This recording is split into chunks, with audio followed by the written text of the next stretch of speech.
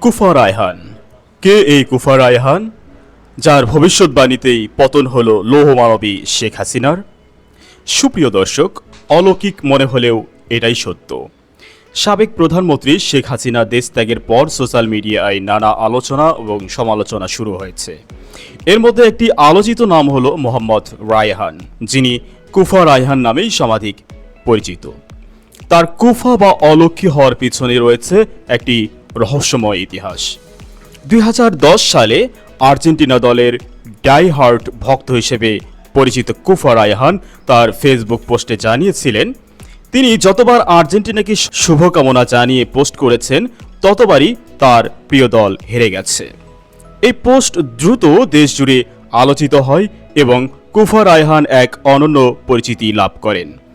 কুফা রায়হানের কুফা বা অলক্ষী হওয়ার কাহিনী শুধু আর্জেন্টিনা দলের পরাজয় পর্যন্ত সীমাবদ্ধ ছিল না।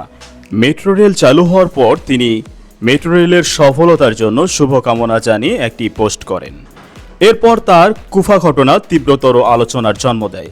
বিশেষ করে কোটা আন্দোলনের সময় মিরপুর 10 মেট্রো রেল স্টেশনে জনতার আক্রমণের পর মেট্রো রেল আগুনে পুড়ে সম্পূর্ণরূপে ধ্বংসস্তূপে পরিণত হয়। তার এই শুভকামনা দেওয়ার পরবর্তী ঘটনাগুলির তালিকা বেশ দীর্ঘ। প্রথমে আওয়ামী লীগ সাধারণ সম্পাদক ওবায়দুল কাদেরকে শুভকামনা জানালে পরদিন ছাত্রলীগের রোষানলে পড়েন তিনি। এরপরের ঘটনা আরও অদ্ভুত। তিনি ডিবি হারুনকে শুভকামনা জানিয়ে পোস্ট করেন এবং কিছুদিন পরেই হারুনকে ডিবি অফিস থেকে সরিয়ে নেওয়া হয়। এই ঘটনা অনুসরণ করে কুফা রায়হান শেখ হাসিনাকে শুভকামনা জানিয়ে একটি পোস্ট করেন। 5ই আগস্ট শেখ হাসিনা পদত্যাগ করে দেশ ত্যাগ করেন, আর এর পরপরই কুফা রায়হানকে জাতীয় কুফা হিসেবে আখ্যায়িত করা হয়। এর আগে কুফা রায়হান সোশ্যাল মিডিয়ায় একটি পোস্ট করেন, যাতে তিনি হুমকির সুরে বলেন, পোস্টটি যদি শেয়ার না হয় তাহলে তার জন্য মন থেকে শুভকামনা থাকবে। এর ফলস্বরূপ পোস্টটি ব্যাপক আকারে ভাইরাল হয় এবং প্রতিবেদন লেখার সময় পর্যন্ত প্রায় 1 লাখ মানুষ পোস্টটি শেয়ার করেছেন। এই ঘটনাগুলি কুফা রায়হানের এক অদ্ভুত ও রহস্যময় পরিচিতি প্রতিষ্ঠা করেছে।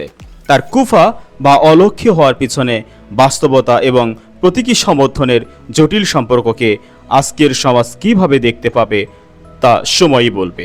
এখন আপনার মনের কোণে প্রশ্ন জাগতেই পারে, তবে কি শেখ হাসিনার পতনের জন্য কুফা রায়হানই দায়ী? হয়তোবা হ্যাঁ, হয়তোবা না, কে জানে আসলে কি। বন্ধুরা, আপনারা কে কোথা থেকে আমাদের এই ভিডিওগুলো দেখছেন কমেন্ট করে জানিয়ে দিন। পরবর্তী ভিডিওতে আপনাদের নাম তুলে ধরা হবে।